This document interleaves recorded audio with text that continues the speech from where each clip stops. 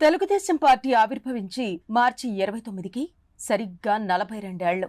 1982లో ఇదే రోజున NT Ramarao Telugu Desam party పేరును ప్రకటించారు. అప్పటి నుండి టీడీపీ తెలుగు ప్రజలపై చెరగని ముద్ర వేసింది.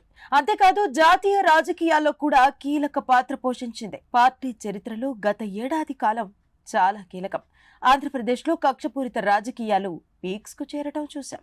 జగన్ కక్షపూరిత రాజకీయాల కారణంగా తెలుగుదేశం అధినేత చంద్రబాబు నాయుడు స్వయంగా 50 రోజులకు పైగా జైలు జీవితం గడపాల్సి వచ్చింది. అందరూ ఇక తెలుగుదేశం పనైపోయిందని అనుకునే పరిస్థితులు ఆ 5 ఏళ్ల కాలంలో ఏర్పడ్డాయి. అయితే తెలుగుదేశం మాత్రం అద్భుతంగా బౌన్స్ బ్యాక్ అయింది. ప్రజల నమ్మకాన్ని గెలిచింది. వచ్చే ఎన్నికల్లో అధికారం చేపట్టడమే తరువాయి అన్న స్థితికి చేరింది.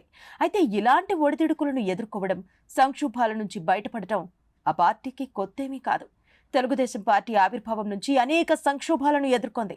అలా ఎదుర్కొన్న ప్రతిసారి వాటిని అధిగమించి నిలబడింది. ప్రజా మన్ననలు పొందింది. బీఆర్ఎస్ పార్టీ ఒక్క ఓటమి తర్వాత ఎంత దయనీయ పరిస్థితులు ఉందో చూసిన తర్వాత తెలుగుదేశం విశిష్టత, పటిష్టతపై తెలుగు రాష్ట్రాల్లో విస్తృతంగా చర్చ జరుగుతోంది. 10 ఏళ్లు తెలంగాణలో అధికారంలో ఉన్న బీఆర్ఎస్ 2023 అసెంబ్లీ ఎన్నికల్లో పరాజయం తర్వాత 100 రోజుల్లోనే ఆ పార్టీ మనుగడే ప్రశ్నార్థకంగా మారిందా అనిపించేలా దిగజారింది. పార్టీకి భవిష్యత్తు లేదని ఆ పార్టీ సీనియర్ నేతలే బాహటంగా చెబుతూ పక్క పార్టీల్లోకి దూకేస్తున్న పరిస్థితి. బీఆర్ఎస్ పార్టీని పటిష్టంగా ఉంచే విషయంలోనూ, పార్టీ నేతల్లో, క్యాడర్లు నమ్మకం కలిగించడంలోనూ ఆ పార్టీ అధినేత కేసీఆర్ ఘోరంగా విఫలమయ్యారు.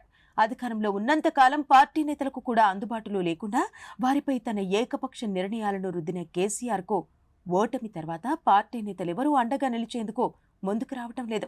బీఆర్ఎస్ దయనీయ స్థితికి ఎంపీ టికెట్ పొందిన అభ్యర్థి కూడా పార్టీని వీడటాన్ని మించిన నిదర్శనం ఏముంటుందని పరిశీలకులు విశ్లేషిస్తున్నారు. చంద్రబాబు నాయుడు 15 ఏళ్లు ప్రతిపక్షంలో ఉన్నా పార్టీని విజయవంతంగా నడిపించగలిగారు.